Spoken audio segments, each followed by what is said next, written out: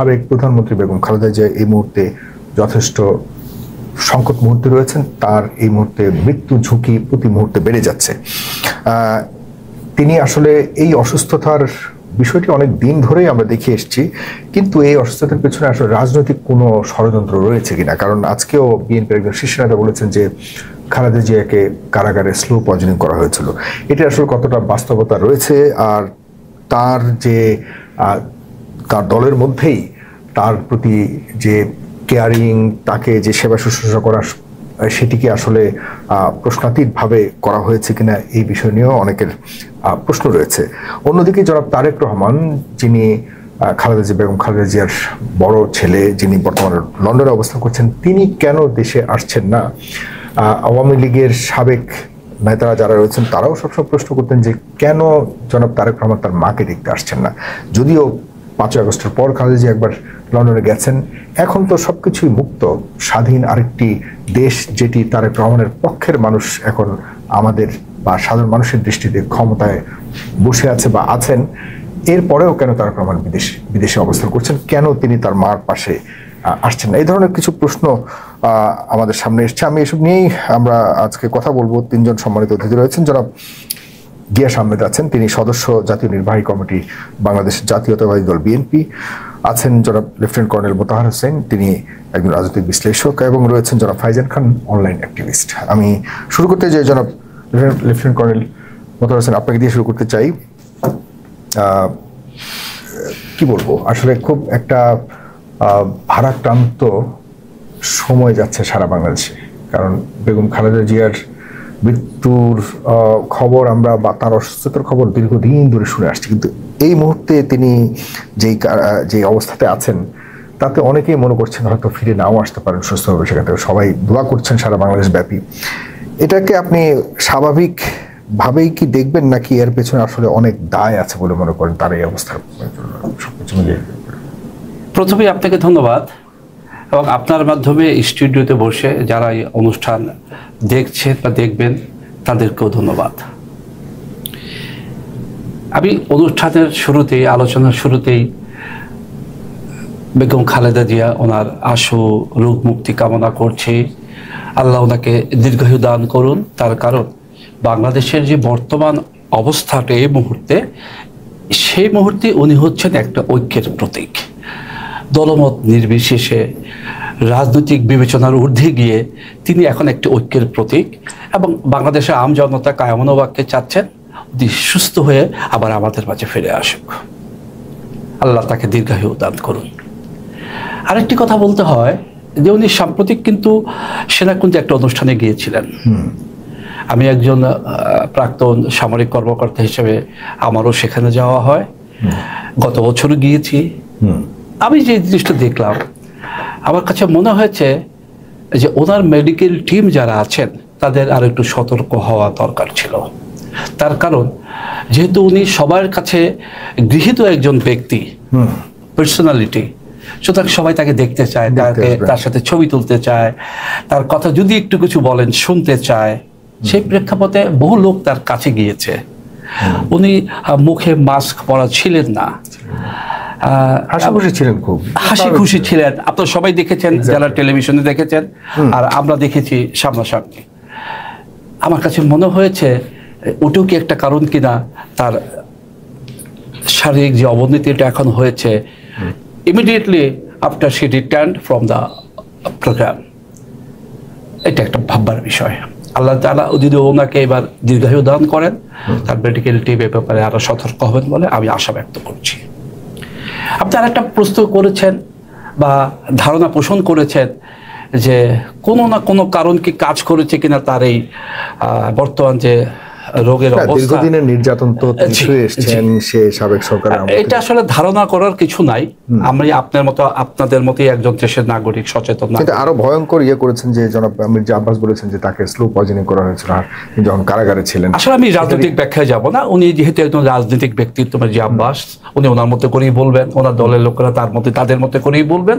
কিন্তু আমরা যারা রাজনীতির ঊর্ধ্বে, আমরা কোনো দল সাথে সম্পৃক্ত না, আমাদেরও তো একটা বিচার বিশ্লেষণ আছে।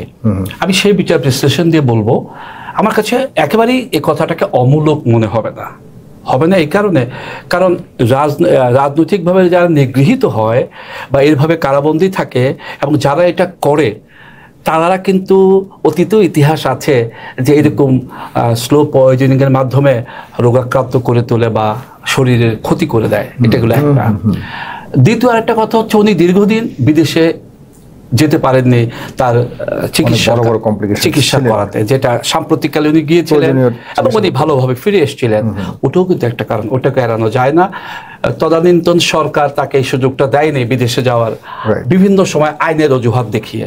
কিন্তু ইচ্ছা করলে আমার ব্যক্তিগত ধারণা, রাজনৈতিক একজন বাংলাদেশের সচেতন নাগরিক হিসেবে, যে এই সুযোগটা তদানীন্তন সরকার তাকে দিতে পারত, হয়তোবা আমার বিশ্বাস তাহলে উনি আজকে এখন যতটুকু অসুস্থ অতটা হতেন না।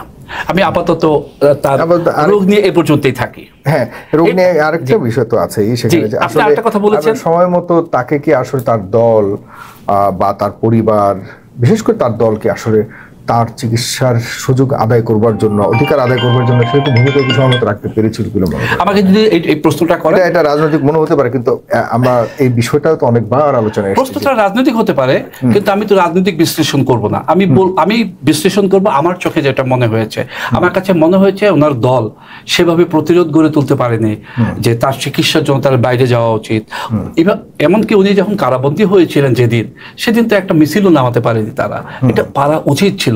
ক্ষয়ক্ষতি যা হবে, কিন্তু তাদের দলনেত্রী কারাবন্দী হয়ে যাচ্ছে, তাদের দলনেত্রী চিকিৎসা পাচ্ছে না। আমরা দেখেছি বিভিন্ন সময়ে বিবৃতির মাধ্যমে বা টেলিভিশনের টক শোর মাধ্যমে এই প্রতিবাদ করতে, কিন্তু রাস্তায় নেমে আন্দোলন গড়ে তোলার ক্ষেত্রে ততটা সফল তারা ছিলেন না।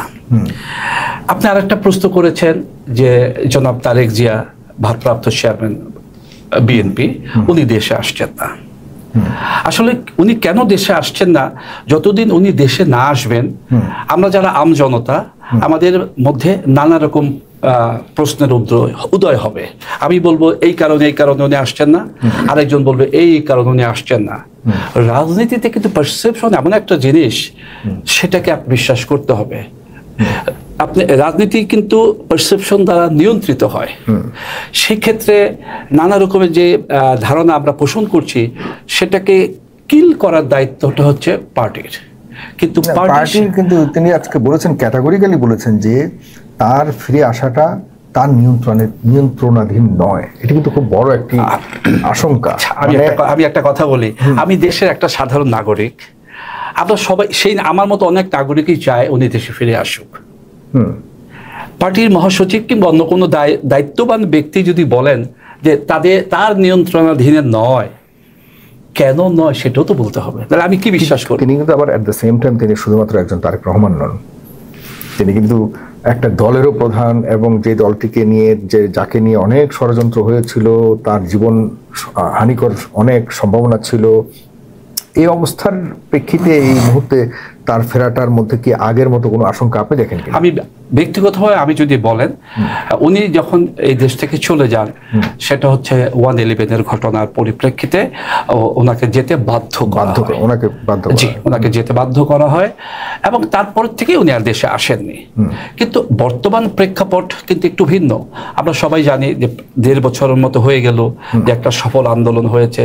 আমাদের মাননীয় প্রধান উপদেষ্টা ইংল্যান্ডে সরকারি সফরে যখন গিয়েছিলেন, তখন তার সাথে দেখা করেছেন, কথা বলেছেন, এবং আমি বিশ্বাস করি তখন তাকে নিশ্চয়ই আশ্বস্ত করেছেন যে আপনি আসেন, আপনার নিরাপত্তা সরকার দেবে, সরকারের দায়িত্ব যেটা। এবং সরকার তো কখনো বলেনি যে উনি দেশে আসলে আমরা নিরাপত্তা দিতে ব্যর্থ। আমরা কোনোভাবেই সেটা কারো কাছ থেকে কখনো শুনিনি, বা কেউ শুনেছে বলে আমি বিশ্বাস করি না। একটা পারসেপশন তো জনগণকে দিতে হবে যে কেন উনি নিরাপত্তাহীনতায় ভুগবে। উনি তো আজকে বলেছেন যে এটা তার নিয়ন্ত্রণে নয়, তার মানে সামথিং ভেরি মাচ রং দেয়ার।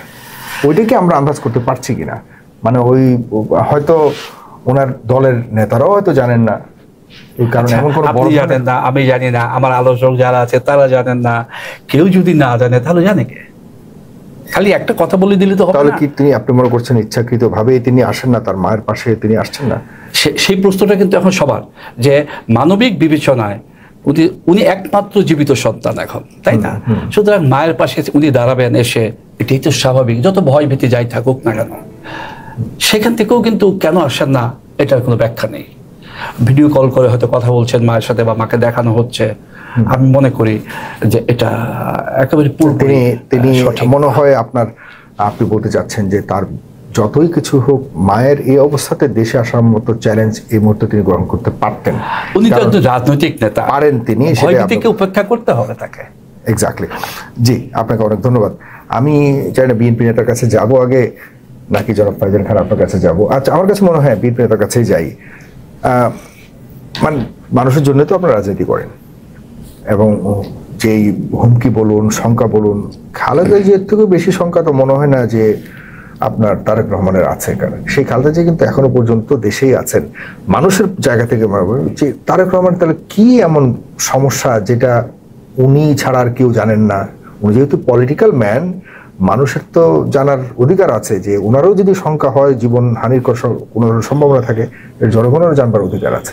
কারণ জনগণ তো ওনার জন্য জীবন দিতে প্রস্তুত, এরকম অনেক ওনার ভক্তরা রয়েছেন ওনার পাশাপাশি। আসলে কি বিএনপির কোনো দলীয়গত দায় দেখেন কিনা যে খালেদা জিয়ার আজকের এই পর্যায়ে আসা পর্যন্ত তার যে এই যে অসুস্থতা, এটি হয়তো দলেরও অবহেলা বলুন, দলেরও সময় মতো চিকিৎসা করার জন্য ওই পরিস্থিতি তৈরি করতে না পারার পেছনে দলের কোনো দায় দেখেন কিনা? ধন্যবাদ সাগর ভাই, আজকের সুন্দর সময়ে আজকের যে আলোচনাটা। আমি প্রথমেই আপনাকে ধন্যবাদ, এবং আমাদের যে দেশমাতা, আমাদের যে দেশনেত্রী বেগম খালেদা জিয়ার রোগ মুক্তির জন্য সারা বাংলাদেশ কাঁদছে আজকে। মানে সকলেই কিন্তু দল মত নির্বিশেষে আজকে আপনার সকলেই আল্লাহর কাছে প্রার্থনা করছেন তিনি যেন সুস্থ হয়ে যান। কারণ তিনি দেশের জন্য যেভাবে দেশের স্বাধীনতা এবং সার্বভৌমত্ব, দেশের উন্নয়নের জন্য যেভাবে স্যাক্রিফাইস করেছেন, সেটা কিন্তু দৃশ্যমান এবং সকলেই জানে। যে শেখ হাসিনা যা সত্য, সেও জানে যে সে একজন জনপ্রিয় নেত্রী, এবং জনপ্রিয় নেত্রী জানে বলেই দিনের ভোট রাত্রে করতে হয়েছে। মানে দিনের ভোট রাত্রে আমি কেন করব, আমি দামি নির্বাচনটা কেন করব? কারণ যখন তাদের কাছে ইনফরমেশন আছে যে নির্বাচন হলে আমাদের বিএনপি তথা খালেদা জিয়ার দল আপনার মেজরিটি পাবে, তো সেই কারণেই তিনি দেখেন এমন একজন মানুষ। আজকে আলোচনার ব্যাপার হলো যে এরশাদ সাহেব তাকে বলেছিলেন যে আপনি আসেন, প্রধানমন্ত্রী হন, আমি প্রেসিডেন্ট একসাথে কাজ করি, কিন্তু সে রাজি হন নাই। এই আজকে দেখেন জামাত, আওয়ামী লীগ একসাথে, কিন্তু আজকে যাকে আমরা স্বৈরশাসক বলছি, মানে এই যে জাতীয় পার্টিকে, এই জামাত এবং আওয়ামী লীগ এই এরশাদকে ক্ষমতা থাকবার জন্য দীর্ঘায়িত করেছে, সংসদে গিয়েছে। কিন্তু আমাদের এই নেত্রী, দেশনেত্রী বেগম খালেদা জিয়া জানেননি, তিনি আন্দোলন করে সংসদীয় গণতন্ত্র প্রতিষ্ঠা করেছেন। তারপরে দেখেন এই আওয়ামী লীগ যখন ক্ষমতা, আমার কাছে একটু মানে লং স্টোরি শর্ট যদি করতে চাই, খালেদা জিয়ার স্যাক্রিফাইস, তার অবদান নিয়ে শুরু করলে শেষ করার প্রয়োজন। আমি আপনার কাছে একটু পার্টিকুলারলি জানতে চাই, খালেদা জিয়ার দল, যে দলটিকে তিনি জন্ম দিয়েছেন বলতে তিনি এটাকে টেনে এনে এত বড় করেছেন, ক্ষমতার স্বাদ দিয়েছেন আপনাদের সবাইকে। আমি এই সায়ান্নে এসে বলতে চাই যে আসলে খালেদা জিয়ার জন্য দল কিছু করতে পেরেছে? আমি যদি একদম the period of Sheikh Hasina, ওই সময় কি আপনি মনে করেন যে আপনার দল বিএনপি খালেদা জিয়ার জন্য কিছু করতে পেরেছে? দল কিন্তু দল ক্ষমতায় আসবার জন্য তো কিছু করতে পারে নাই, কিন্তু দলের নেত্রীর চিকিৎসাকে নিশ্চিত করবার জন্য যে যতটুকু করা প্রয়োজন ততটুকু করতে পেরেছিল কি? বাংলাদেশ জাতীয়তাবাদী দল একটি নিয়মতান্ত্রিক দল, এটা কিন্তু আন্ডারগ্রাউন্ড পার্টি না। অতএব নিয়মতান্ত্রিক ভাবে এই 15টি বছর দল আন্দোলন করেছে, সংগ্রাম করেছে, আয়না ঘরে গিয়েছে, ক্রস ফায়ারে গিয়েছে, একজন নেতা কর্মীর বিরুদ্ধে শত শত মামলা নিয়ে তারা কিন্তু বেইমানি করেনি, আওয়ামী লীগের সাথে যোগদান করেনি। দেখেন, এবং এই যে জনগণকে যে ঐক্যবদ্ধ করতে পেরেছে। আপনি একটা কথা বলি, আন্দোলন যদি না হয়, আন্দোলন যদি না হতো, তাহলে দিনের ভোট রাতে করে কেন? যদি আন্দোলন না হতো, তাহলে দামি নির্বাচন কেন করে? কারণ তাদের সাথে তো আন্দোলন নাই, সংগ্রাম নাই, তারা তো তাহলে কালীমাঠে গোল দিতে পারে নাই, তো কালীমাঠে গোল দিতে পারে নাই।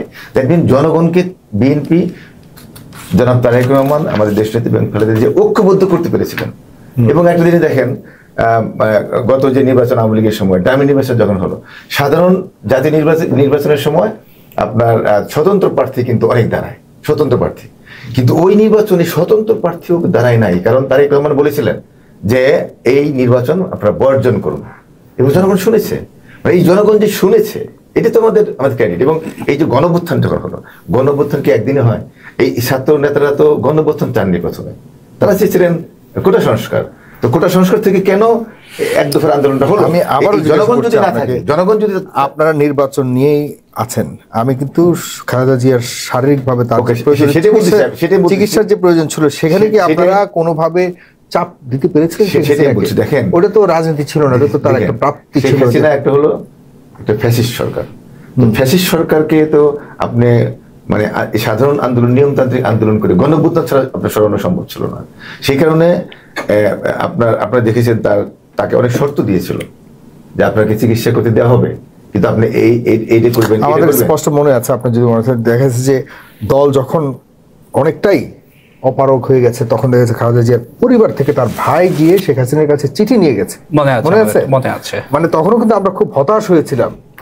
তখন মানে দয়া চেয়েছে শেখ হাসিনার কাছে, উনি গিয়েছেন, তখন তার পরিবার ভূমিকা রাখতে হয়েছে এবং বারবার ওই যে মুক্তির জন্য, কিন্তু তখন কিন্তু শর্ত আরোপ করা হয়েছিল শেখ হাসিনা, তারা তো পরিবার হিসেবে তো বারবার মুক্তির জন্য, জামিনের জন্য ওই পরিবার থেকে আবেদন করতে হয়েছে। আমি সেখানে দলের ব্যর্থতার কথা আপনাকে শুনেন, এই ফ্যাসিস্ট সরকার তো দলের কথা শুনে না। তো আপনার টার্গেট হলো, আমাদের ফ্যাসিস্ট সরকারের টার্গেট ছিল একদিকে হলো আপনার তারেক রহমান, আর হলো আমাদের দেশনেত্রী খালেদা জিয়া। এই দুজন নেতাকে যদি আপনার ধ্বংস করে দিতে পারে, হত্যা করতে পারে, তাহলে ইন্ডিয়া যেমন চেয়েছে, আপনার সিআইএ চেয়েছে, এবং আপনার এই ফ্যাসিস্ট সরকারও চেয়েছে। কারণ -2 ফর্মুলা যখন তারা ব্যর্থ হলো, তখন তারা ভারতের চক্রান্তে এবং একটা আলোচনার মাধ্যমে শেখ হাসিনাকে ক্ষমতা বসানো হলো। এবং শেখ হাসিনা ক্ষমতা বসানোর পরে দেখেন 111 নায়কদেরকে কিন্তু কোনো মামলা দেওয়া হয় নাই। অতএব এটা একটা চক্রান্ত এবং একটা সাজানো দল, এই আওয়ামী লীগকে ক্ষমতা বসানো হয়েছে। অতএব এই দলটা -2 মধ্যে -1 করার চেষ্টা করা হয়েছিল। সে -1টাকে তারা কোনোভাবেই আন্দোলন করে আপনারা সরাতে পারছেন না, যদি গণঅভ্যুত্থান না হতো। প্রবলেমটা এখানে। সেক্ষেত্রে আপনি দেখেন তাকে হত্যা করার জন্য জেলে তাকে আমরা যে আজকে চিকিৎসকরা যে চিকিৎসকরাও তার কাছে গিয়েছে, সেই চিকিৎসকদেরকেও হুমকি ধুমকি দেওয়া হয়েছে এবং তাদেরকে হয়রানি করা হয়েছে, যাতে তার কাছে কোনো ভালো মানে চিকিৎসক না দেয়। তো এক্ষেত্রে তাকে অবশ্যই আমরা তো দেখলাম পরশুদিন, তার হাতগুলি দেখেন, হাতগুলি তার কেমন আপনার মানে তো এগুলি তো আপনার ট্রিটমেন্টটা তো আপনার ঠিকমতো হয়নি, এটা তো সত্য। ট্রিটমেন্টটা হয়নি। যদি বিদেশে আগে যেতে পারতো, তাহলে কিডনি ট্রান্সপ্ল্যান্টটা করতে পারতো। মানে আমি যেটাই বারবার মানে করতে চাচ্ছি, যদিও বিএনপি নেতারা আসলে এভাবে স্বীকার করবেও না, কারণ সুযোগও নাই। আমরা সবসময় ভেবেছিলাম যে বিএনপি অন্ততপক্ষে ক্ষমতার লড়াইয়ে সেখানের সাথে অনেকটা কি বলবো পরাজিত হলেও নিজের নেত্রীর অন্ততপক্ষে যে প্রাপ্তিটা, যে চিকিৎসার অধিকারটা, সেটুকু আদায় করতে পারবে। কিন্তু এটাও আমরা দেখিনি এরকমভাবে সফলতা। আমরা যে আরেকটি আরেকটি প্রশ্ন রেখেছিলাম জনাব মীর মোতাহার হাসানের কাছে, আপনিও দয়া করে বলবেন, আপনার বর্তমান নেতা জনাব তারেক রহমান কেন দেশে আসছে না? এ নিয়ে দেশের মানুষ মানে এই এক উত্তর কেউ জানতে পারছে না। What is wrong actually? সেই উত্তরটা কিন্তু আজকে আমাদের জনাব তারেক রহমান দিয়ে দিয়েছেন, তিনি কেন আসছেন না। এটা কিন্তু ওপেন বলেছেন যে তার আশাটা তার নিয়ন্ত্রণে নেই। অর্থাৎ তাহলে এখন দেখেন, তার মা শয্যাশায়ী। এখন এই দলটাকে দেখেন, এই দলটাকে ধ্বংস করবার জন্য একটা দেশীয় এবং আন্তর্জাতিক চক্র কাজ করছে। আপনি জানেন যে -2 থেকে -1 চলে আসছে। এখন ভারতে লবিস্ট, ভারত চাচ্ছে -1 করতে, শেখ হাসিনাকে আবার ফিরে নিয়ে আসতে। আজকে যদি তারেক রহমান বেঁচে থাকে, তারেক রহমান যদি দেশে আসে, যে একটা জনগণের যে একটা অভ্যুত্থান হবে, সেটা তারা চায় না। যেভাবে হোক তারা, এবং এই দেশীয় চক্রান্ত আছে। দেশীয় চক্রান্ত দেখেন, তার মানে কি তারেক রহমান আসবে না? আসবে, অবশ্যই আসবে। আমি বলছি সামনে ইলেকশন করলে উনি যদি প্রধানমন্ত্রী অবশ্যই আসবে। দেখেন ওই সময় কি এই ধরনের অবস্থা হবে না? আসবেন, উনি বলছেন যে আমি আসবেন, উনি আসবেন না, উনি আসবেন সেটা তো আপনারা পলিটিক্যাল হিসাব নিকেশ করছেন, কিন্তু জনগণ, সাধারণ মানুষ মনে করে যে তার মা তো এখন মৃত্যু শয্যাশায়ী, তার মা তো সাধারণ মা নন।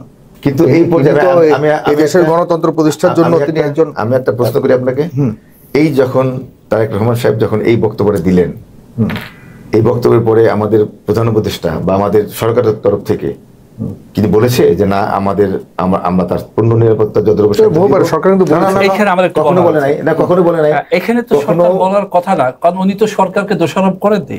উনি বলেছেন ওনার নিয়ন্ত্রণে না, উনি কি বলেছেন যে সরকার আমাকে আশাটাই তো ওনার নিয়ন্ত্রণ, উনি তো বলেন যে দেশে এসে আমি ওনার নিয়ন্ত্রণ না মানে কি আশাটা দেশে, হ্যাঁ কিন্তু উনি তো এটা বলেন না আমি দেশে এসে আমার সরকার দিচ্ছে না, আমার জীবন হানি করবে সংখ্যা আছে এটা বলেন। আমি নিউ ইয়র্কে একটা প্রেস কনফারেন্স করেছিলাম, সেই প্রেস কনফারেন্সের সাবজেক্ট ছিল যে এই মনে করেন সেনাবাহিনীর ভিতরে এবং সরকারের মানে তরফ থেকে অফিসিয়ালি, আবার বলছি অফিসিয়ালি কখনো বলা হয়নি যে তারেক রহমানের মানে আসলে আমরা তার কোনো নিরাপত্তা দিব, এদের কথা বলা হয়নি। যদিও দেখেন আপনি যখন সুব্রত বাইন থেকে শুরু করে অনেকেই তাকে হত্যা করবার জন্য বিগত সরকার চেষ্টা করেছে, তাকে হত্যা করবার জন্য চেষ্টা হয়েছে, ম্যাডামকে জেলে ঢুকিয়ে হত্যা করবার চেষ্টা হয়েছে, এবং শেখ হাসিনা বলেছে বুড়িটা মরে না কেন, বয়স হয়ে গিয়েছে। তো আপনারা দেখেন তো অতএব একটা চক্রান্ত তো আছে। তো সেই ক্ষেত্রে আমাদের প্রেস কনফারেন্সের উদ্দেশ্য ছিল যে তাকে দেখেন জোর করে আপনাকে মুসলিকা দিয়ে বের করে দেওয়া হলো, তার নামে কিন্তু মামলা দিতে পারে নাই। যখন মামলা এই 111 সরকার তাকে অ্যারেস্ট করলো, কিসের ভিত্তিতে অ্যারেস্ট করা হলো? শেখ হাসিনা বলেছিল যে তার মালয়েশিয়াতে মানে 12,000 কোটি টাকার এই আছে তেই আছে, কত গেল কোথায়? মানে এই যে মিথ্যা প্রপাগান্ডা দিয়ে 111 সরকার তারেক রহমানের বিরুদ্ধে একটা মামলা পায় নাই। সব তো গেছে যে শেখ হাসিনা পুরো গোষ্ঠী সহকারে দেশ থেকে চলে গেছে, এরপর ভয়টা কোথায়? ভয়টা তো দেশীয় এই সরকার, দেখেন আবার একটু বলার সুযোগ দেন, এই সরকার যখন অভ্যুত্থানের মাধ্যমে আসলো তারা কিন্তু 10 বছরের জন্য থাকবার জন্য তারা চেষ্টা করলো। তারা তো চায় না তারেক রহমান আসুক, তা না হলে তারা তো শেষ করে এই যে অন্তর্বর্তীকালীন সরকার, বর্তমান সরকার, তারা আসার পরে তারা 10 ইয়ার্স থাকবার জন্য কে বলে জামাত এবং এনসিপি, তারা তো সরকারের সহযোগী, তারা কি বলেছে আপনাদের এই যে প্রেস সেক্রেটারি, এটা যদি কথার কথা তাদের পরিকল্পনা, সেটার সাথে তারেক রহমানের আসা যাওয়া সম্পর্ক যখন 10 বছর থাকবার একটা প্ল্যান থাকে, বলেছে যে এক ফ্যাসিবাদী সরকারকে সরিয়ে আর এক ফ্যাসিবাদী, বিএনপিকে ফ্যাসিবাদী বানিয়ে দিলেন, যে আপনি 15 বছর যাদেরকে হাজার মামলা, যারা গণতন্ত্রের জন্য এত সংগ্রাম করলো, তাদেরকে আপনি ফ্যাসিবাদী বানিয়ে দিলেন, একদিনেই স্লোগান চেঞ্জ করে ফেললেন। শুনেন, এই যে আপনার চক্রান্ত, দেশি বিদেশি চক্রান্ত, -1 থেকে এখন -2 থেকে -1 ফর্মুলা আসছে। তো সেক্ষেত্রে লাভবান কি হবে? অন্তর্বর্তীকালীন সরকার আজকে যে নির্বাচনের কথা বলছে, এটা বাধ্য হয়ে দেশ আজকে ব্যর্থতায় পর্যবেসিত হয়েছে, আইন শৃঙ্খলা নাই, দেশে বিনিয়োগ নেই, সেই কারণে আজকে বাধ্য হয়ে তারা বলছে নির্বাচন দিব, কিন্তু তারা কিন্তু মনে মনে খায়াস আছে যে 10 বছর থাকার জন্য। এনসিপিও চাচ্ছে, জামাতও চাচ্ছে।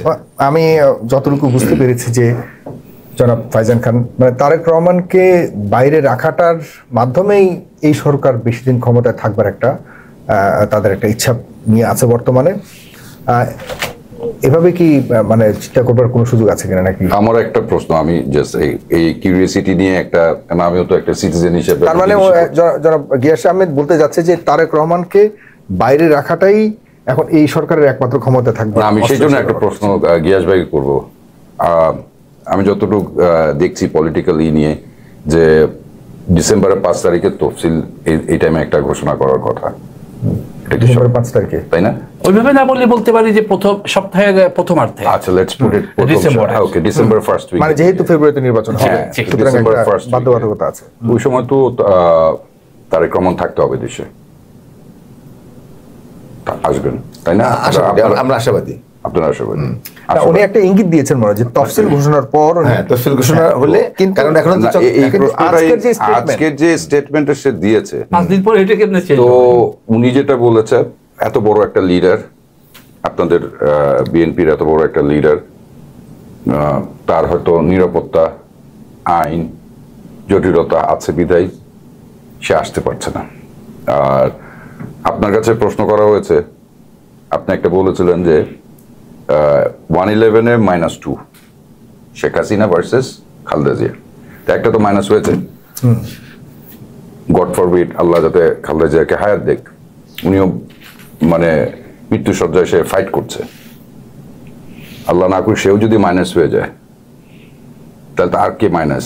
তারেক জিয়ার কথা বলছে, তারেক রহমানের কথা বলছেন আপনারা মাইনাস। সো এটা মাইনাস করলে কে করবে? করলে আমাদের দেশের এই পলিটিক্যাল লিডাররাই করবে।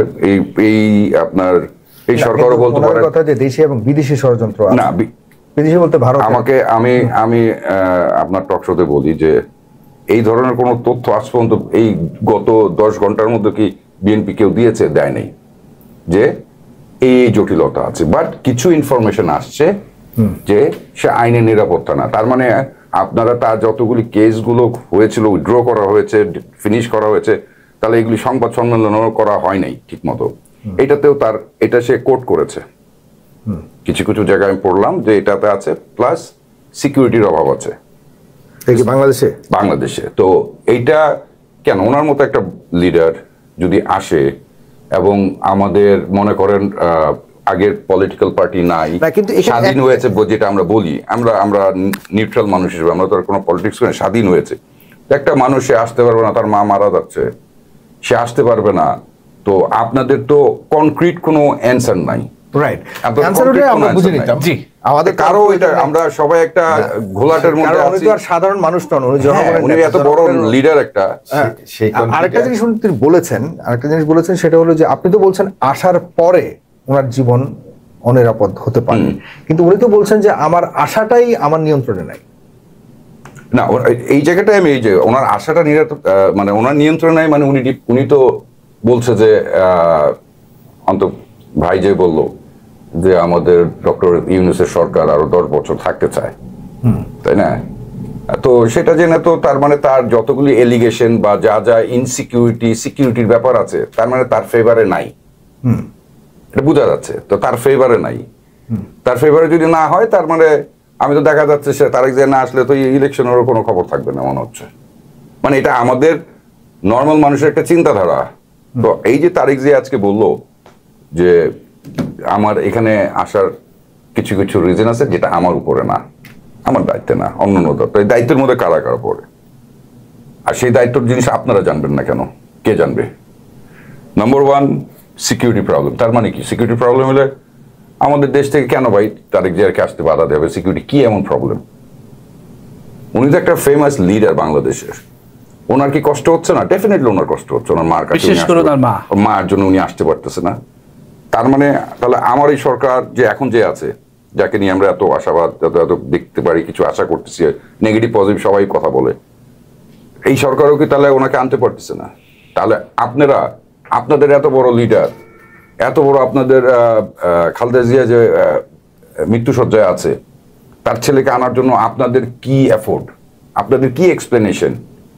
তার মানে এই জিনিসটা আপনারা আগের থেকেই জানেন যে ব্যাকলগ কিছু একটা প্রবলেম আছে, এরকম কোনো ইনসিডেন্ট হলেও সে আসতে পারে। আমি আরেকটু গভীরে একটু শুনতে চাই জনাব ভাইজান খান, এমনও কি হতে পারে যে আসলেই ওনার দলের মধ্যেই একটা বড় ষড়যন্ত্র আছে যে ওনাকে? আমি সাগর এই জিনিসটা আপনাকে আমি বলি, ঠিক আমরা অফলাইনে আমরা এটা কথা, এই অফলাইনে আমি তাকে থ্রো করেছিলাম, আচ্ছা ভাই এত বড় একটা লিডার যদি না আসে, অফলাইনের কথা বলছি আমরা তিনজনই কথা বলছিলাম।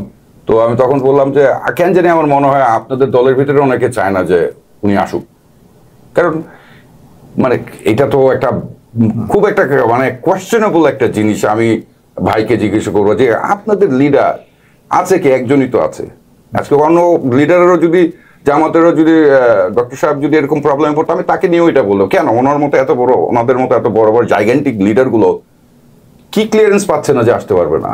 1.5 বছর হয়ে গেল তো। So that means there is something fishy, and এই জিনিসটা আমি সাসপেক্ট গেজ করে আমি ভাইয়ের কাছে থ্রো করছিলাম, ভাই আপনাদের মধ্যে ইন্টারনাল প্রবলেম আছে, তাহলে আপনাদের ভিতরে কোনো ইন্টারনাল প্রবলেম আছে, দে প্রবাবলি, যেটা আপনারা ভালো জানেন, আপনারা ভালো বুঝবেন। আমি মনে করি এটাকে আমি এক্সপ্লেন করতে চাচ্ছি না, এটাকে আমি বলতে চাচ্ছি না, I don't want to spell it out, but এটা সত্যি কথা মনে হয়। আমরা জনগণ, আমাদের কাছে মনে হয় এদের ভিতরে কোনো দ্বন্দ্ব আছে, এদের ভিতরে কেউ আছে যে তারেক জিয়ার ফেভারে না। আমি মনে করি যে এই কথাটা কিন্তু আজকে আমাদের তারেক রহমান সাহেব কিন্তু বলেছেন, এই যে একটা বক্তব্য দিয়েছেন যে ওনার নিয়ন্ত্রণে নেই, তাহলে এটা মানে তাকেও, তার মানে বোঝা যাচ্ছে তাকেও কেউ না কেউ পরিচালিত করছে, তাহলে সরকার, আমাদের সরকার, এটা তো একটা বক্তব্য আমরা আশা করি যে আমাদের সরকারের একটা বক্তব্য দিবে। উনি তো আর সরকারকে ইঙ্গিত করে কিছু বলেন না, তাহলে উনি তো বলেন না যে আমি দেশে আসা বলেন, আপনারা সরকারকে ইনসিস্ট করেন কেন আমার লিডার আসতে পারবে না? সরকারকে সমালোচনা করছি, আপনার লিডার কেন আসতে পারবে না এটা আমি করতে গেছি, স্বাভাবিক একটা উত্তর।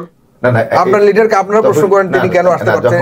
আমরা যদি একটু প্র্যাকটিক্যালি আসি, আমি জনাব মীর মোতাহার হাসান আপনার কাছে যদি যাই, আপনি তো যেহেতু সাবেক সেনা কর্মকর্তা, আপনার কাছ থেকে আরো একটু বেশি কনক্রিট কিছু জানতে চাই। এমন কি হতে পারে যে আমাদের দেশে তো সেনা কুকুর থেকে শুরু করে এরকম মানে ৭৫ পরবর্তীতে বহুবার সেনাদের ইন্টারভেনশন হয়েছে, অনেক দেশের প্রধানকে অ্যাসাসিনেশন করা হয়েছে, অনেক ঘটনা গেছে, তাই না?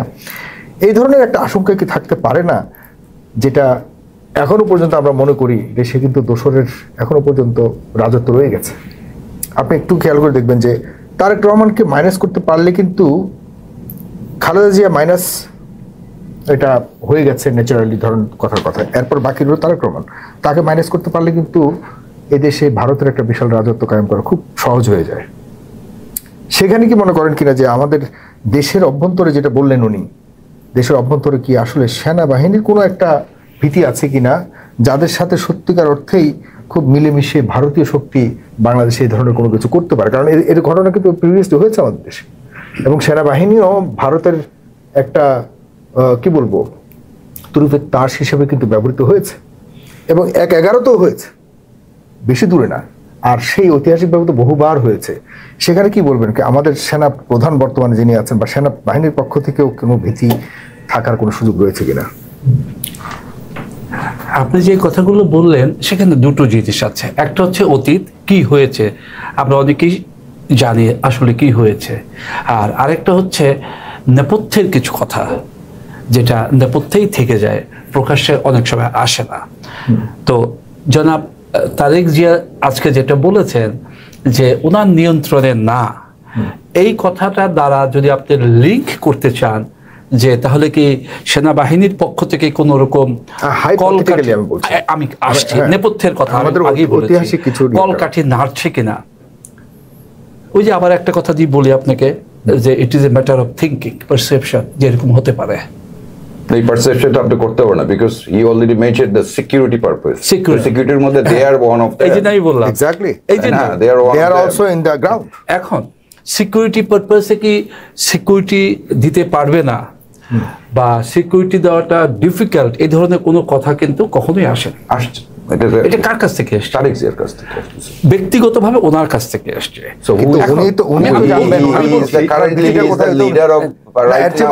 উনি তো আশঙ্কার টার্গেট, কিন্তু সেটা উনি ইঙ্গিত উনি বলেছেন আমার নিয়ন্ত্রণে নাই। এর দ্বারা এটি বোঝায় যে সিকিউরিটি এত বড় জায়গাটিকে একটা লিডারের নিয়ন্ত্রণ কে করে? ডেফিনেটলি তার নিয়ন্ত্রণে নাই। ডেফিনেটলি সে যখন মুভমেন্ট করে সেটা আমরা জানি না। তার নিয়ন্ত্রণ মিন্স কি? সিকিউরিটি কে দেয়? গভর্নমেন্ট দিচ্ছে। সিকিউরিটি কে দেয়? মূলত দিবে, আমি বলি সিকিউরিটি প্রশ্ন যখন আসবে তখন কিন্তু বর্তমান প্রেক্ষিতে আপনি হয়তো বলবেন সেনাবাহিনী, বাট মূলত কিন্তু সেনাবাহিনী। তার মানে আমরা একটু যদি বলি জনাব মীর মোতাহার হাসান, যে তিনি হয়তো তার, আমরা মনে করছি যে বিএনপি দেশ চালাচ্ছে, জামাত ইসলাম দেশ চালাচ্ছে, কিন্তু আদতে কি তিনি মনে করছেন না হয়তো, বা তিনি কি মনে করেন কিনা যে আসলে তার সিকিউরিটিটা অন্ততপক্ষে তার নিয়ন্ত্রণে নাই, যেটা তিনি মিন করেছেন যে আমার আশাটা আমার নিয়ন্ত্রণে নাই। আশার মানে তো আর ওখান থেকে রওনা দেওয়ার বুঝায়নি, ইনি হয়তো বুঝিয়েছেন। যদি সিকিউরিটির কথা আপনি বলেন, এই মুহূর্তে সিকিউরিটির দায়ভার কিছুটা সেনাবাহিনীর উপর পড়ে, বর্তমান প্রেক্ষাপটে। অন্যথায় এটা তো পুলিশ কিংবা অন্যান্য দায়িত্ব, বর্তমান প্রেক্ষাপটে সেনাবাহিনীর উপর দায়িত্বটা পড়ে। কিন্তু এত বড় একটা নেতা বাংলাদেশে ফিরে, বাংলাদেশে ওনার বাপের চেয়ে বড় নেতা তো কেউ ছিল না, না সেটা যেহেতু বর্তমানে উনি কিন্তু অনেক বড় নেতা, এবং উনি বর্তমানে সবাই আমরা বুঝতে পারছি যে বেগম খালেদা জিয়া যেহেতু অসুস্থ, সুতরাং উনি হচ্ছেন, যদিও লেখা থাকে ভারপ্রাপ্ত, কিন্তু মূলত হচ্ছেন উনি নির্ধারক। তো সেই ক্ষেত্রে ওনার যদি কোনো রকম থেকে থাকে, সিকিউরিটির প্রশ্নে উনি ভীত হয়ে থাকেন, অর্থাৎ ইনসিকিউর ফিল করেন, ওটা কিন্তু খোলাসা করে বলতে হবে যে আমি দেশে ফিরে আসার ব্যাপারে সিকিউর ফিল করছি না। এটা না, এখানে আরেকটা জিনিস আছে, ওনার জায়গা থেকে হয়তো উনি এভাবে নিজের দেশে উনি নিজে সিকিউর না, এটা বলাও মানায় না, অথবা ওনার বলার শব্দটা ইউজ করেছে, এটা আমাদের বুঝতে হবে। কিন্তু আমি একটা কথা বলি, উনি তো এখানে আমি একটু আপনি মিলিটারি পার্সন হিসেবে এই কারণে আপনার কাছে পার্টিকুলারলি এটা বলছি, আপনি মনে করেন কিনা যে আসলেই বর্তমান সেনাবাহিনী যে পরিস্থিতিতে আছে, যতটুকু জানি আপনি জানেন যে অনেক সেনাবাহিনীর মধ্যে কিন্তু এখনো দোষমুক্ত হয়নি। এ নিয়ে বেশ বিতর্ক চলছে, বিতর্ক আছে। সেনাবাহিনী যারা অপরাধ করেছিল তাদেরকে কিন্তু বিচারের সম্মুখীন ওরকম ভাবে করা হয়নি, শুরু হয়েছে মাত্র। সুতরাং এই দীর্ঘদিন যারা সেনাবাহিনীর মধ্যে থেকে বিগত সরকারের অনেক সুযোগ সুবিধা নিয়েছে, এবং আমরা যতটুকু জানি এই বর্তমান সেনা প্রধানও কিন্তু শেখ হাসিনারই নিয়োগপ্রাপ্ত, বা তিনিও আবার অ্যাট দ্য সেম টাইম তিনি বাংলাদেশকে এই 24-এর মধ্যে বাংলাদেশকে স্বাধীন করবার জন্য তিনি অনেক বড় ভূমিকা রেখেছেন। একটু ইয়ে তো আছেই, গ্রে কিছু স্পেস রয়েছে যেখানে প্রশ্ন তুলবার মতো। সেখানে আপনি কি মনে করেন না যে আসলেই এখানে কোনো একটা শঙ্কা, নাকি আপনি মনে করবেন না সেনাবাহিনীর পক্ষে কোনো শঙ্কাই নেই? আমি আসলে একটু আমি একটু অন্যভাবে বলি, সেটা হচ্ছে যে আপনি নিয়োগের কথা যেটা বললেন, নিয়োগ তো আসলে সরকার কর্তৃকই হয়ে থাকে, পছন্দের হতে হবে, এটাও স্বাভাবিক। আমেরিকার গভর্নমেন্ট যখন নতুন ইলেক্টেড হয় তারাও তাদের প্রশাসন তাদের মতো করেই সাজায়, এটাই স্বাভাবিক। সুতরাং আপনি পরবর্তীতে বলেছেন যে বর্তমান সেনাপ্রধানের ভূমিকাটা 5ই আগস্টে কেমন ছিল, আপনি নিজেই বলেছেন যে এটা জনগণের পক্ষে ছিল। সেই জনগণের পক্ষে থাকে একটা সেনাবাহিনী, এটা আমার বিশ্বাস। জনাব তারেক জিয়ার মতো একটা নেতাকে দেশে আসার ব্যাপারে সিকিউরিটি দিতে পারবে না বা দিতে গিয়ে ব্যর্থ হবে, এটা আমি বিশ্বাস করি না। তার কারণ আমাদের সেনাবাহিনী, আমি দীর্ঘ 30 বছর কাজ করেছি সেনাবাহিনীতে। আমি 3 বছর জাতিসংঘ শান্তিরক্ষী মিশনে কাজ করেছি। আমি দেখেছি অভিজ্ঞতার আলোকে যে বাংলাদেশ সেনাবাহিনী কতটুকু দক্ষ, এবং বাংলাদেশ সেনাবাহিনীকে বহির্বিশ্বে কতটুকু বিশ্বাস করে তাদের ক্যাপাবিলিটির ব্যাপারে। কিন্তু আয়না ঘরের যে জিনিসগুলো দেখেন, এই যে ভাঙচুর করলো আয়না ঘরটা কি মানে 6 মাস পর্যন্ত ডক্টর ইউনূস সাহেবকে ঢুকতে দেওয়া হয়নি। তো এই যে কিন্তু এই কাজটা প্রতিষ্ঠানকে এই দেশেও কিন্তু এটা কিন্তু দৃশ্যমান, এটা দৃশ্যমান। এই দেশের সেনা প্রধান তারপর দেখেন 600 বিচার করব, 600 লোকদেরকে আওয়ামী লীগের যারা করেছে, দেখেন যারা এর সাথে জড়িত ছিল বলে ধারণা করা হচ্ছে, যেহেতু বিচার চলছে। ইভেন এই দেশের সেনা প্রধানরাই কিন্তু আবার ভারতে যোগাযোগ ছিল, ঘোড়া নিয়ে এসেছে, ভারতের কথায় উঠা বসার অনেক কাহিনী বাংলাদেশের। তো এগুলি আমরা অনেক লম্বা আলোচনা যেহেতু চাই না, তবে আমার কাছে যেটা মনে হয় মানে এখানে আরেকটু নিশ্চয়তা দেওয়া উচিত। এখান থেকেও নিশ্চয়তাটা করতে পারি এই অনুষ্ঠানের মাধ্যমে থেকে বলা উচিত যে আমাদের তরফ থেকে কোন রকম সংখ্যা নেই। এই অনুষ্ঠানের মাধ্যমে আমি তো আপনাদের মতো একজন আমজনতা, এই অনুষ্ঠানের মাধ্যমে আমরা 4 জন আমরা সমস্যারই বলতে পারি যে যদি এটা কোনো এজেন্সি দেখে থাকেন এই অনুষ্ঠানটা, তাদের মাধ্যমে সেনা প্রধানের কাছে পৌঁছে দেওয়ার জন্য, যে যদি এমন একটা ধারণা আমরা পোষণ করি যে না সেনাবাহিনীর পক্ষ থেকে একটা যদি নিশ্চয়তা প্রকাশ্যে দেওয়া হয়, তাহলে হয়তো এটা আমার মনে হয় না সেনা প্রধানের বা সেনাবাহিনীর সে অথরিটি আছে, আমার মনে হয় না।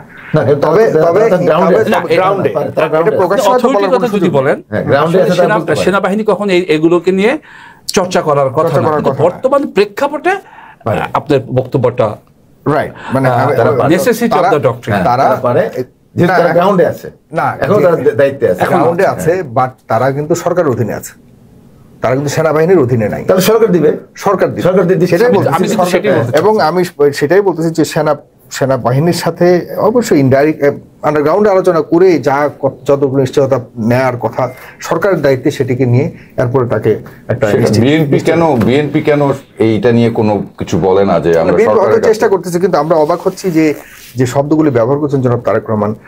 প্রশ্নটা সেখানেই যে আমরা হয়তো অনুমান করে বলছি, আমি বিশ্বাস করি যে সেনাবাহিনী 24-এর 5ই আগস্টে যে ভূমিকা রেখেছে, এই সেনাবাহিনীর ভিতরে ষড়যন্ত্র কখনোই স্থান পাবে না, এটা আমার বিশ্বাস, কখনোই না আমার বিশ্বাস। কিন্তু এই বিশ্বাসের পরে 1971 সালের পর এই বিশ্বাসকে বহুবার ভেঙেছে, এবং এই সেনা সহযোগিতাতেই ভেঙেছে বিদেশি শক্তি। কিন্তু এই ভাঙার ব্যাপারটা কিন্তু আপনি দেখেন 81 সালের পরে আর ঘটেনি। তার মানে আমরা কিন্তু সেখানে কিন্তু না 81 সাল পর্যন্ত যেটা হয়েছে, 75 সালে একজন রাষ্ট্রনায়ককে হত্যা করা হয়েছে, 81 সালে একজন রাষ্ট্রনায়ককে হত্যা করা হয়েছে, সরকারের পরিবর্তন হয়েছে, সেটা এক জিনিস। আর 1/11-এ যেটা হয়েছে সেটা হয়তো জরুরি অবস্থা ঘোষণার মাধ্যমে সরকার পরিবর্তন হয় না, তার কারণ তখন তো সরকার ছিলই না। তখন তো সরকারই ছিল না। সুতরাং আসলে 81 সাল পর্যন্তই মূলত আমাদের এই সমস্যাগুলো ছিল। আরো ভয়ঙ্কর। 111 আমি একটু যেভাবে তারেক সাহেবকে হত্যা করবার জন্য আরেকটা পার্ট আমরা আলোচনা করছিলাম, তার নামে কোনো মানে অভিযোগই পায় নাই। ঢাকা শহরে হাওয়া ভবন নিয়ে কথা হলো, ঢাকা শহরে এত ব্যবসায়ী, কোনো ব্যবসায়ীকে 111 নায়করা পেল না যে তার কাছ থেকে আমি টাকা নিয়েছি, টাকা দিয়েছি, ব্যবসা করেছি, একটা লোক পায়নি। জানেন আশ্চর্য ঘটনা, আপনার 2 বছরে কোন তারা এই মাসুদ সাহেবরা মানে মঈন সাহেবরা তন্ন তন্ন করে খুঁজে সমস্ত ব্যবসায়ীদের। আমরা কিন্তু আসলে ওই দিনটার অপেক্ষায় আছি যে কোনো একদিন যদি বিএনপি সরকার গঠন করে এবং ওনারা এসে এই যে আমরা যে আলোচনাগুলো করি সেটা সত্যতা বের হয়ে আসুক, হতে হবে। একদিন উন্মোচিত হবে, তাকে হত্যা করবার একটা চেষ্টা করা হয়েছিল। তো সেই ক্ষেত্রে মনে করেন আপনার -2 থেকে -2 ফর্মুলা কিন্তু এখনো আছে, যেটা 1 তো অটোমেটিক চলে গেছে গণ-অভ্যুত্থানে, এখনো তো আর একটা দল আছে। তো আপনি দেখবেন এই স্লোগানটা কিন্তু এই অভ্যুত্থানের পরেই হয়েছে যে এক ফেসিবাদকে সরিয়ে আর এক ফেসিবাদ আনতে চায় না, এটা ইন্টেনশনালি করা হয়েছে। যেই বিএনপি করেছে বাইর করেন কারা করেছে, তো এই এটা তো হয়েছে। এবং আমাদের এই যে আজকে যে প্রেস সেক্রেটারি উনি বলেছেন যে আমরা শুধু 3 মাসের জন্য আসিনি বা আমরা নির্বাচনের জন্য আসিনি, এটা ওপেন বলেছে যারা। ওই অবস্থান থেকে এখন সরে এসছে। এই কারণটা কি? সরে এসেছে বাধ্য হয়েছে, কারণ দেশ চালানো এত সহজ নয়। আজকে দেখেন দেশের আইন শৃঙ্খলা কি অবস্থা, পরিস্থিতি, জনগণ দ্রব্যমূল্য ঊর্ধ্বগতি, বিদেশি বিনিয়োগ আসতেছে না, সবকিছু মিলে দেশের অবস্থা খারাপ। সেই কারণে তারা বাধ্য হয়েছে, কিন্তু চক্রান্ত তো থেমে যায়নি। চক্রান্ত এমন একটা শব্দ সবসময় চলতেই থাকবে। জি, আপনি একটু কন্টিনিউ করেন আপনার পালা এই মুহূর্তে। যে খালেদা জিয়ার যদি সত্যিকার অর্থে আল্লাহ তাআলা ওরকম কোন একটা করেন, সিদ্ধান্ত নেন যে তিনি তাকে আর পৃথিবীতে তুলে নেবেন বা তিনি মৃত্যুবরণ করেন, আপনারা কি এই বর্তমান শক্তি নিয়ে সামনে এগোবার মতো সেই আত্মবিশ্বাস আপনাদের আছে বলে মনে করেন? আসলে আমরা চাই যে আমাদের দেশনেত্রী দেশমাতা আরো বেঁচে থাকবেন, এটা। এবং অনেকেই মনে করে যে তার মৃত্যুর পর কোটি কোটি মানুষের যে দোয়া ভালোবাসা, আশা করি তিনি বেঁচে থাকবেন এবং এটা আমরা আশা করি। তারপরে দেখেন যেমন আমাদের শহীদ প্রেসিডেন্ট জিয়া রহমান চলে গেছেন, কিন্তু তার যে কর্ম রেখে গেছেন সেই কর্মর কারণে জনগণ কিন্তু এই দলটাকে ভালোবাসে। আমাদের দেশ খালেদা জিয়ার যে কর্ম রেখে গেছেন, জীবনকে সে ফ্যামিলিকে মানে প্রশ্রয় দেন নাই, দেশকে আগে দেখেছেন, জনগণকে দেখেছেন। আপনার ভারতের প্রেসিডেন্টের সাথে তিনি সাক্ষাৎ করেন নাই, যে কারণে আমার দেশ আগে, আমি আমি সরকার হব না। প্রেসিডেন্টকে তিনি জানাই যে প্রেসিডেন্টের সাথে সাক্ষাৎ করছি না, এটা ভয়াবহ কি হবে, ভারত আমার এগেনস্টে যাবে, আমাকে হত্যা করতে পারে। এত রিস্ক নিয়ে এই নেত্রী আপনার দেশের জন্য কাজ করেছেন। অথবা এই দেশের জন্য যে কাজটা করেছেন, এই মনোবল এবং জনগণ এটা ভুলবে না, এবং এই আরো শক্তিশালী হবে। এবং যদি আপনি যেটা বললেন, যে আশঙ্কার কথা বললেন, এই আশঙ্কা যদি সত্যি হয় তাহলে জনগণ আরো আরো আরো তীব্র গতিতে এই দলটাকে সমর্থন দেবে, তার শ্রদ্ধা জ্ঞাপন করবে যে দেশনেত্রী বেগম খালেদা জিয়ার মতো আরো যুগ যুগ যেন আসে। কারণ যদি আপনি যদি অকৃতজ্ঞ হন, তারেক রহমানের জাতি যদি অকৃতজ্ঞ হয়, তারেক রহমান তাহলে তো আর কি এইভাবে স্যাক্রিফাইস করবে না। সেটাই তো প্রশ্ন। প্রশ্নটা হলো যদি কোনো অ্যাক্সিডেন্ট হয়ে যায় তো সেই জায়গাটা তারেক রহমান সে কোথায়? তারেক রহমান কি সেটা পূরণ করতে পারবে কিনা, সে সক্ষমতা কি তার আছে বলে মনে করেন? হ্যাঁ, আমি মনে করি অবশ্যই আছে, কারণ তিনি কিন্তু এই 15 বছরে সেটা দেখিয়েছেন, বিদেশে থেকে দেখিয়েছেন। দেখেন আমি একটা উদাহরণ দিই, যে তারেক রহমান এমন কোনো ইউনিট নেই যে আপনার তাদের সাথে যোগাযোগ রাখে না। মানে তিনি দিন রাত তিনি তার পার্সোনাল লাইফ মানে সে কিন্তু এনজয় করেন না। সে আপনি দেখেন প্রত্যেকটা থানার যত ইউনিট কমিটিগুলো আছে, নট অনলি বিএনপি, যুব দল, ছাত্র দল, বিভিন্ন কমিটির প্রেসিডেন্ট সেক্রেটারি তাদের নাম জানে, তাদের সাথে কথা বলেন। এবং এই আমাদেরকে দেখেন, আমরা যখন নিউ ইয়র্কে, আমরা তো যুক্তরাষ্ট্র বিএনপি পলিটিক্স করি, ওখানে আমাদেরকে এই কি বলে যে এই আন্দোলনের আগে মানে গণঅভ্যুত্থানের আগে আমাদেরকে পার্সোনালি কল দিয়েছে সারা বিশ্বের নেতাদেরকে, যে তোমরা দেশে টাকা পাঠাও, দেশে কল করো। এবং বাংলাদেশে কল দিয়েছেন যে আর পিছিয়ে ফেরানো যাবে না, এক দফার আন্দোলন। যখন দেখেন ওই যে আপনার 4-6জন যখন ছাত্রনেতা ডিবি হারানের ভাতের হোটেলে ভাত খেয়ে যখন স্বাক্ষর করলেন যে আন্দোলন আমরা চাই না, প্রত্যাহার করলেন, যে আমাদের তো কোটা সংস্কারের যে দাবি নিয়েছে আদালতের মাধ্যমে আমরা মেনে পেয়ে গেছি, এটা সত্য হোক মিথ্যা হোক বা চাপে হোক যেভাবে হোক করেছে, তখন কিন্তু 3 দিন কোনো আন্দোলন হয় নাই। আমাদের তারেক সাহেব সারা বাংলাদেশে ইউনিটকে কল করেছে, ঘরে ফেরা যাবে না, তারপর দেখেন আস্তে আস্তে এই জনগণ নামতে লাগলো, বুঝছেন না? তো এই দলটাকে তো সে আপনার সুসংগঠিত করেছেন, জনগণের ভালোবাসা সে পেয়েছেন। আমি আশা করি যে আমাদেরকে দেশনেত্রী বেগম খালেদা জিয়া আল্লাহ তাকে দীর্ঘায়িত করুক। তারপরে যদি কিছু হয়, যেটা আপনি আশঙ্কা করলেন, আমাদের তারেক সাহেবই তো দেশটা চালাইছে, 15 বছর দলটাকে চালিয়েছে, সে তো আর চালায়নি অনলাইনে। না, অনলাইনে যদি এখনো তো আমার প্রশ্ন, আপনার কাছে আমার ওই প্রশ্ন ছিল, এক্সকিউজ মি, যেটা সাহেব সাহেব কেড়ে নিয়েছিল। আমার প্রশ্নটা ছিল যে গড ফরবিড যদি খালেদা জিয়ার কিছু হয়ে যায়, দেন তারেক রহমানের দেশে আসাটা একই অবস্থায় যদি থাকে, কি করবেন আপনারা? আচ্ছা, আমি শুধু একটাই, আমার আর কোনো কনসার্ন নাই। এটা দুইটা উত্তর। প্রথম উত্তরটা হলো যে তিনি অনলাইনে বিদেশি থেকে মানে যে নেতৃত্ব দিয়েছেন, যেভাবে আপনার দলটাকে সুসংগঠিত করেছেন, জনগণকে ঐক্যবদ্ধ রেখেছেন, সে কারণে আপনার গণঅভ্যুত্থান তো একদিনে হয় নাই, এটা তো হয়েছে। এটা একটা প্রথম কথা। বিদেশি থেকেও তিনি সাকসেসফুল একজন লিডার। তারপর আপনি অবশ্যই তিনি দেশে আসবেন। আপনার দেশে তো উনি আসবেনই, কারণ যখন আজকে যে আলোচনা হচ্ছে, আজকে তো তিনি একটা বম ফুটিয়েছেন। আজকে তো উনি বলেছেন যে আমি কেন আসছি না। এতদিন তো মানুষ আমরা তাদেরকে ব্লেম করতাম ওনাকে, যে উনি আসে না কেন। উনি কিন্তু আজকে একটা কথা বলেছেন, এবং এটা নিয়ে আলোচনা। এই বোমটা যে আমি আপনাকে জিজ্ঞেস করছি, বিকজ আপনি বিএনপির একজন ভালো জায়গায় আছেন, উনি যে এই বোমটা ফাটিয়েছে, তা আপনারা কেউ জানেন না এই বোমটা যে ওনার কাছে পড়ে আছে, যে ফাটালো। আমরা কিন্তু আরো 3 মাস আগে আমি পার্সোনালি নিউ ইয়র্কে একটা প্রেস কনফারেন্স করেছিলাম, এবং আর্মিকে দোষারোপ করেছি, সরকারকে দোষারোপ করেছি। এই সরকার এবং আর্মি থেকে এখন পর্যন্ত, তার মানে আপনি যেটা বলতে যাচ্ছেন যে আর্মি, বাংলাদেশের আর্মির জন্য, বাংলাদেশের কারেন্ট সরকারের জন্য সে নিরাপত্তা পাচ্ছে না। এখানে চক্রান্ত আছে। তো চক্রান্ত তো আমি প্রথম তো বলতেছি যে একটা চক্রান্ত আছে। না, এটা ঠিক। তারেক রহমানের পুরো পরিবারে তো একটা চক্রান্তের মধ্য দিয়েই তাদের আমার আরেকটা প্রশ্ন আছে, এবং দেশি বিদেশি চক্রান্ত, নট অনলি শুধু ফাইজান খান, আপনি অবশ্যই আপনার কাছে কিছু প্রশ্ন নিয়ে আমি আসছি। শেষ প্রশ্নটা এখানে করি। আপনার মনে আছে জনাব গিয়াস আহমেদ যে তারেক রহমানের বেগম খালেদা জিয়াকে বারবার কিন্তু বহু চেষ্টা করেছে বিদেশে পাঠানোর জন্য শেখ হাসিনা আমলে। শেখ হাসিনা কিন্তু তাকে দেয় নাই। শেখ হাসিনা না দেওয়ার কারণ কি? যে তিনি চাইতেন না যে একেবারে তারেক রহমান এবং খালেদা জিয়া পুরো বিএনপির এই দুটা পাওয়ার হাউসকে একেবারে একসাথে পাঠিয়ে দিতে। তিনি একটা রশি ধরে রাখতেন যে না, খালেদা জিয়া আমার কাছে থাকা মানে বিএনপি নিয়ে আমার নিয়ন্ত্রণে থাকা। ব্যাপারটা এরকম, রাইট? মানে তাই না? যে কারণ খালেদা যেহেতু অসুস্থ ছিলেন, তাকে বিদেশে পাঠালেও না পাঠালেও একই অবস্থা ছিল আমাদের কাছে, যে সেই যেহেতু দলের নেতৃত্বে নাই, তো খালেদা জিয়া ওখানে গিয়েও হয়তো এই বেডেই শুয়ে থাকতেন, কিছু তো করতেন না, যেহেতু সবকিছু তারেক রহমান ভালো ট্রিটমেন্ট হতো।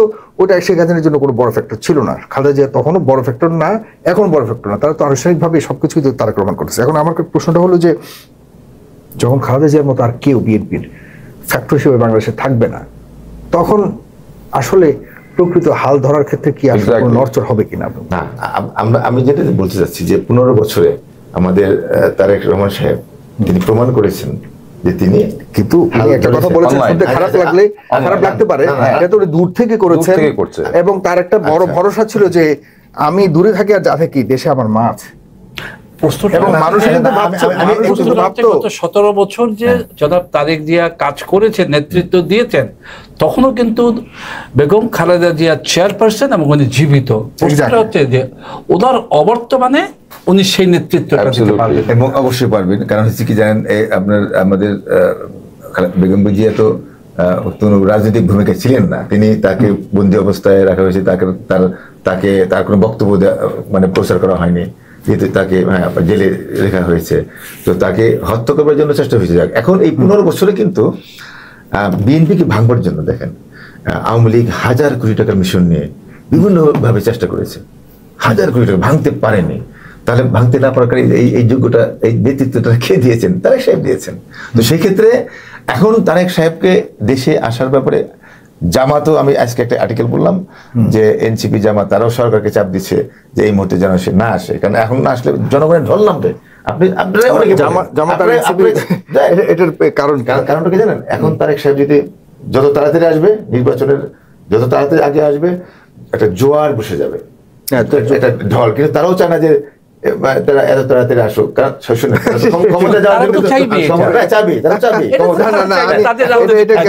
সরকার চালাচ্ছে তো এরাই। সরকার তো দেখেন, তার মানে এই আপনি বলতে যাচ্ছেন তারেক রহমান, জনাব তারেক রহমান জামাত ইসলাম আর এনসিপির ইচ্ছার কাছে পরাজিত। শোনেন, মানে জামাত ইসলাম আর এনসিপি চাচ্ছে না বলেই তারেক রহমান আসতে পারতেছে না। শুধু তো আর এনসিপি জনাব তারেক রহমান যদি এটাই বোঝে যে না জামাত ইসলাম আর এনসিপি আমাকে আসতে দিচ্ছে না, তো তারেক রহমান তো আরো আগে আসা উচিত। আমি কিন্তু ওরা যদি মনে করে কিন্তু এখানে একটা ফ্যাক্টর না, তো এখানে হলো কি দেশি বিদেশি চক্রান্ত। এখানে আমি বলছিলাম এগুলো হলো ডালপালা, মানে এগুলো একটু জাস্ট সাপোর্টিং। আসলে মেন তো হলো আপনার দেশি বিদেশি চক্রান্ত। সেখানে আর্মি ইনভলভ, এখানে ভারত ইনভলভ, সিআই ইনভলভ। আপনার এখানে বর্তমান বিশ্বে, এই পরিবর্তিত এই বিশ্বে আপনার সিআই এর একটা ক্লিয়ারেন্স লাগবে তাদের সাথে। তারা তো এখন পর্যন্ত মানে তারেক সাহেবের সাথে যোগাযোগ করছে না। কে সিআই, কোথায় সিআই লাগবে? ওয়েট, আপনি সিআই এখন পর্যন্ত কি আমেরিকা কি এখন বিএনপিকে এখন পর্যন্ত মানে আপনার চায় না যে বিএনপি ক্ষমতায় আসুক। তারা চায় তাদের মতো প্রকাশ্যে বলবে না, বলবে কি? হ্যাঁ, তারা কি প্রকাশ্যে বলবে? আমি বললাম তো, আমি বাংলাদেশের স্টেট ডিপার্টমেন্টে আমি তো বহুবার গিয়েছি, কারণ আমি জানি তো। অত সেই ক্ষেত্রে আমি বলছি না একটা ফ্যাক্টর না, এখানে অনেকগুলি ফ্যাক্টর কাজ করছে, অনেকগুলি ফ্যাক্টর কাজ করছে। হ্যাঁ, আপনার কথাটাই ঠিক আছে যে অনেকগুলো। আমার আসলে দিন শেষে একটাই প্রশ্ন, আমার আর কোনো কিছু, আমি এখানে বসছি একটা প্রশ্ন করাতে, বিকজ আপনি বিএনপির একজন, যে আপনাদের লিডার আসতেছে না। আমার বাংলাদেশের যে চেয়ারপারসন ছিল, যে আমাদের যেটাকে ম্যাডাম বলি, খালেদা জিয়া, সে এখন মৃত্যুর সাথে ফাইট করছে। এই মুহূর্তে এসে হঠাৎ করে তারেক, যে আপনি বললেন বোম ফাটালো, যে আমার এই কারণে আমি আসতে পারি এই মুহূর্তে, ওয়াই নট বিফোর? 1.5 বছর তো হয়েছে, 1.5 বছরে স্বাধীন হচ্ছে না, আগে এটা হয় নাই কেন? আর আপনারা এটা বলবেন না যে আরো আপনাদের বড় বড় যে লিডাররা আছে, যারা জায়গায়, মির্জা ফখরুল সাহেব, কিন্তু আমি আরেকটা প্রশ্ন করি, কেউ জানে না ওনার লাইফ সিকিউরিটি নাই এই দেশে। আমি আরেকটা প্রশ্ন করি, এখন তো ধৈর্যের বাঁধ জবাব তো পরে ভেঙেছে, মানে ধৈর্য এতদিন তো চেষ্টা করেছে, কিন্তু এখন পর্যন্ত যখন এই ক্লিয়ারেন্সটা দিচ্ছে না, তখন তো সে বাধ্য হয়ে বলছে। আমি এবার আমাদের এখানে নিজেদের উইদাউট গিয়াস ভাই, আমরা তিনজন যেহেতু বারবার ওনাকে প্রশ্ন করছি, উনি একটা অন্য পক্ষে আছে, আমাদের একটু আত্মসমালোচনা করি। মানে তারেক রহমান না আসলে তারেক রহমানের লাভটা কোথায়? তারেক রহমান না আসলে তারেক রহমান তো চায় এখানে আসতে, সেটাই তো বলছি। মানে তাহলে তারেক রহমানের না আসতে চাওয়ার পিছনে কারণটা কি হতে পারে? আমি তো জানি, আমি দেশের এখন সবকিছু আমার নিয়ন্ত্রণে। আমি তো মানে প্রত্যেকটা পলিটিশিয়ান কি চায়, আমরা ক্ষমতা এনজয় করব। তো ওনার যদি সেই সুযোগ আছে, উনি কেন আসবেন না? ডেফিনেটলি ওনার এর পিছনে কোনো কারণ আছে না। ডেফিনেটলি ওনার মানে উনি কি এমনিতে আমি আসতে চাচ্ছি না কারণ আমার ভালো লাগে না, ব্যাপারটা এরকম আবার কোনো সুযোগ নাই। ইম্পসিবল। তার মতো এত বড় একটা জায়গান্টিক লিডার, সে আসবে না? এত কোটি মানুষ বসে আছে তার জন্য। এত বছর তিনি দেশের বাইরে ছিলেন, সবকিছু তিনি চেয়েছেন দেশের ভার্চুয়ালি সে আবার কন্ট্রোলও করেছে, ভার্চুয়ালি সে কন্ট্রোলও করেছে। তাহলে ওনারও বা নিজের ইচ্ছাটাই কি এখানে যথেষ্ট মনে করার সুযোগ আছে? আমার আরেকটা প্রশ্ন আছে, যে জনাব তারেক জিয়া উনি বলেছেন যে ওনার নিয়ন্ত্রণে নাই, এত বড় একটা কথা বলার পরে আমরা তো অনেক সন্দেহ করলাম, পার্টির স্ট্যান্ডটা কি? Thank you very much. এইটাই তো আমি বলছিলাম, আপনাদের পক্ষ থেকে কিছু বলছে না। আমি মনে করি যে এই কথা বলার পরে এখন সেনাবাহিনী এবং সরকারের উচিত একটা স্টেটমেন্ট, সেটা তাদের ব্যাপার। পার্টির স্ট্যান্ড, পার্টির হেডে যখন বলেছে, তা ঝাঁপিয়ে পড়তে হবে যে আমার নেতা আসতে পারতেছে না। ভাই, পার্টির প্রধান যখন এই কথাটা বলেছেন, হ্যাঁ, তো পার্টির জুনিয়ররা তো তারকেই অনুসরণ করবে। এখন আমরা ওয়েট করতেছি যে সরকার কি বলে, সেনাবাহিনী কি বলে। মানে সরকার কি ছেড়ে দেওয়া যাবে না? এটা তো আপনাদের সরকার অংশ না, না, কিন্তু সরকার বর্তমান সরকারের কাছে আমি যেমনটি একজন সাধারণ মানুষ, তারেক রহমান সাধারণ মানুষ। এই কোশ্চেনটা করা তো করলো কাকে? এই কোশ্চেনটা তো সরকার এবং সেনাবাহিনী। আদতে কি তারেক রহমান সাহেব কি অফিসিয়ালি সরকারের কাছে বলছে যে আমার নিরাপত্তা দিন, আমি আসতে চাই? সেটা তো বড় প্রশ্ন। একটা স্টেটমেন্ট আজকের যে বক্তব্যটা, তিনি তো মন্ত্রীটাই তো আপনার সরকার এবং আর্মিকে প্রশ্নবোধক রেখেছে কিন্তু আজকের বক্তব্যটা। এবং আমি মনে করি যে এবং আর্মি এবং সরকার এটাকে ক্লিয়ার করবে যে হ্যাঁ, আমাদের তরফ থেকে কোনো সমস্যা নাই, উনি কাকে মিন করলেন। এটা কি সুমোটো ভাবে করতে বলতেছেন আপনি? সুমোটো ভাবে করবে না, এটা ওপেন বলবে যে হ্যাঁ আমাদের তরফ থেকে ওপেন করবে, আমাদের তরফ থেকে কোনো রকম বাধা নেই। এই কথা তো আর বলে না যে সরকার, আমি ইনসিকিউর ফিল করতে যে সরকার জবাব দিক, এটা তো বলে না। এই সরকার কেন নিজ থেকে বলবে? এই সব আপনি একটা কথা সুমোটো বলার সুযোগ আছে, একটা কথা 10 লাইনে বলতে পারেন, এক কথা 1 লাইনে সংক্ষেপ বলতে পারেন। এটা আমরা তিনজন যখন সাগর বলেছে আমরা 4 জন মিলে, এটা আমাদের একটা চিন্তাধারা, মানে সেখানে যত মানুষ আছে বাংলাদেশ সবাই একই চিন্তা করছে, একই কেন আসতে চাচ্ছে না, তার কি প্রবলেম, স্বাভাবিক ব্যাপার। আমিও বাংলাদেশের একজন, আমিও বলবো এত বড় লিডার একটা বিএনপি সে আসতে পারছে না। আপনাদের পার্টি যারা নেতৃত্বে আছেন, নেতৃস্থানীয়, তাদেরকেও কিন্তু বিভিন্ন টক শোতে জিজ্ঞেস করা হয়, তারাও বলতে পারে না। হ্যাঁ, অ্যাবসলিউটলি, বাট বলতে পারে না। আগে হয়তো ভাবতাম যে নিশ্চয় সিক্রেট কিছু আছে, এখন তো দেখি নাই, যেটা has been decided by the leader, এটা নিয়ে এখন কোনো আলোচনা বললো না। বাট যখন লিডারই বলে দিছে আমার নিয়ন্ত্রণে নাই, আমার নিয়ন্ত্রণে নাই, এত বড় আপনাদের একটা পার্টি, আপনি বলতেছেন সরকার, আপনি বলতেছেন আর্মি, আপনারা why don't you ask them? আপনাদের 100% রাইট আছে এই দেশে জিজ্ঞেস করার 100% রাইট আছে, আমার লিডার কেন আসতে পারবে না? আমি আপনাকে দিয়েই আমি মেসেজটা দিচ্ছি। আমি তো আজকে টিভিতে বললাম, আর তারা কিন্তু জিজ্ঞাসা করবে, হ্যাঁ তাদের জিজ্ঞাসা হবে সরকারের। আচ্ছা, এটা আরেকটা কথা আমি একটু বলি গিয়াস ভাই, যে না এখানে একটা সেকেন্ড আপনার এখানে পয়েন্টটা আপনার যেটা শেষ করে আপনাকে দিয়ে শেষ করবো, এখনই শেষ করবো। তিনি কিন্তু ইনসিকিউরিটির কথা বলেন নাই, আমার নিয়ন্ত্রণে নাই, নিয়ন্ত্রণের কথা বলেছে। নিয়ন্ত্রণ আর সিকিউরিটি ভিন্ন জিনিস, কি আমাকে কেউ আসতে দিচ্ছে না। নিয়ন্ত্রণে নাই, এটা তো তার মতো একটা, আমরাও তো এখানে মোটামুটি পড়াশোনা, তার মতো একটা লোক যদি এই কথা বলে তাহলে বুঝতে হবে এটা সিকিউরিটিও আছে, এটার ভিতরে সিকিউরিটিও আছে, তার নিয়ন্ত্রণ নাই মানে ধরে নিয়ে তো আলাপ করছি। কিন্তু আমি যদি একদম শাব্দিক ভাবে টু দ্য পয়েন্টে হিসেব করি তাহলে কিন্তু খুব কনফ্লিক্ট করে। নিয়ন্ত্রণ এক জিনিস না, সেটাই আমি সেটাই বলছি।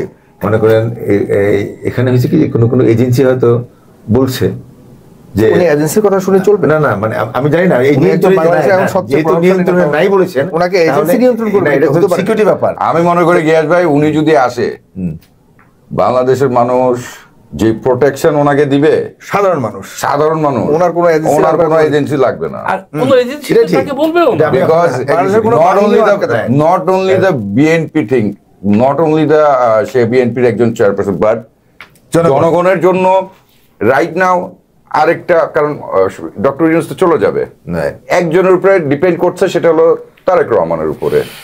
তাকে যে যদি পছন্দ অতীতে কেউ নাও করে থাকতো, এখন they change their mind. So আমার প্রশ্ন, আমি একটা জিনিস আপনাকে বলতে যাচ্ছি যে ওই সাগর সাহেব যেটা বললো, এখানে সরকার বলছেন, হ্যাঁ আপনারা যে বলছেন না যে সরকারের বলা উচিত, ডেফিনেটলি সরকারের বলা উচিত, আমি আপনার সাথে একমত, কিন্তু somebody has to proceed, যে আপনি কেন বলেন না কেন, কি হয়েছে আর্মি চিফ প্লিজ। এটা তো টোয়ালি এখন শুরু হয়েছে যেহেতু, আর এখন তো ম্যাডামকে নিয়ে সকলে ব্যস্ত। আপনি বলে রাখি গিয়াস ভাই, আপনাকে এটাও বলে রাখি, পসিবিলিটি লেস, এই আমাদের মতোই চিন্তাধারা নিয়ে অনেকে এইভাবে বলবে, স্পেসিফিক কোনো কথা কেউ বলবে না।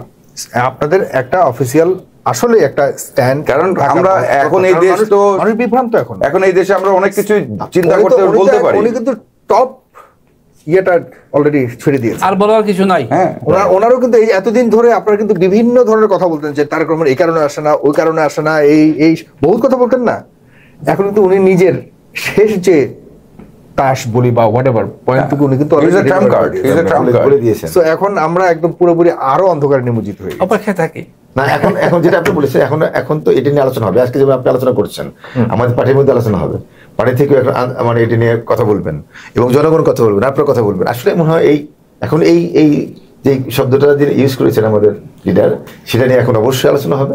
আশা করি যে সরকার তাৎক্ষণিক একটা প্রতিক্রিয়া থাকা উচিত ছিল, যে তাৎক্ষণিক একটা প্রতিক্রিয়া না, তাৎক্ষণিক একটা ডেফিনিশন থাকা উচিত। দুঃখজনক তার মাকে সে দেখতে পারবে না। What is the definition of নিয়ন্ত্রণ?